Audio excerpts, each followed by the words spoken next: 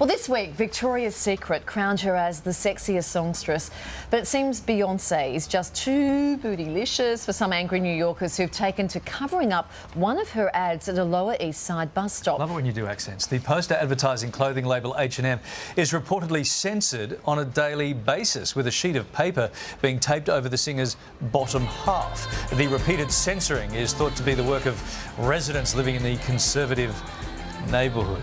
Yeah, so are we sick of the sex sells message? In the studio to discuss, Tim Burrows from media and marketing website Mumbrella, along with marketing expert Matthew Bywater from 4Promote. Hey, guys. Good morning, gentlemen. Tim, I'm going to start with you.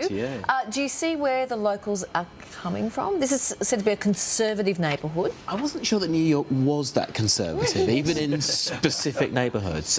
You know, and this is one of those issues with, outdoor posters, is clearly there's a tone to be hit because everyone's going to see them. But if you live in a big city, then you're going to see things a little bit more extreme than, a bikini shot on a poster. So this does feel that this is probably the act of, one fairly random person rather than a concerted effort. Tipping that if it was David Beckham there in undies, it'd probably be all right. Matthew, do companies need to be careful about putting sexy images in public spaces, or at least public spaces where people can reach them with bits of paper? Yeah, that's the hard thing about outdoor advertising, is that there's no discrepancy about who is actually going to view it. There's a child walking past, a male, a female, a priest, whoever.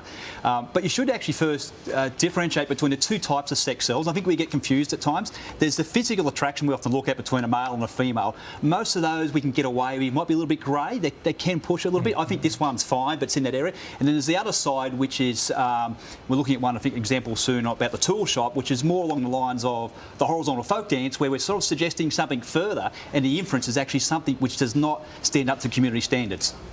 Okay, so that's not about hardware. No, and it's not just about attraction. It's suggesting a little bit more. Okay. The tool shop. Okay, she's wearing a hard hat. Tim, raunchy ads have been creating uproar for years, right? I guess this is nothing new. It's a weapon in the armoury, isn't it? And, when you do... Pretty cheap one, isn't it? It is, and it can be. When you do outdoor, effectively it's a broadcast medium. Now, you get the really famous examples. The one we always end up talking about is Out of the UK, Hello Boys, the Wonderbra ad, which mythology now has caused car crashes as people's heads turn to look at it and all of those things. The truth of the matter is probably it didn't do that, but it's almost become famous as a billboard and famous as an example. Certainly it helped recreate that brand, though. Yeah, OK. Matthew, those Super Bowl ads constantly slammed for being too sexy. Now, some of the biggest budgets in the world, some of the smartest advertising people behind them, why do they keep doing it? It's got to be successful. Yeah, they're doing it. First of all, they're going to try and get viral effect. And we saw the Peter ad actually got banned, the one about the vegetables, and I'll let the script play itself out there. But they got the impact because it went through YouTube. It made it on national TV across many countries.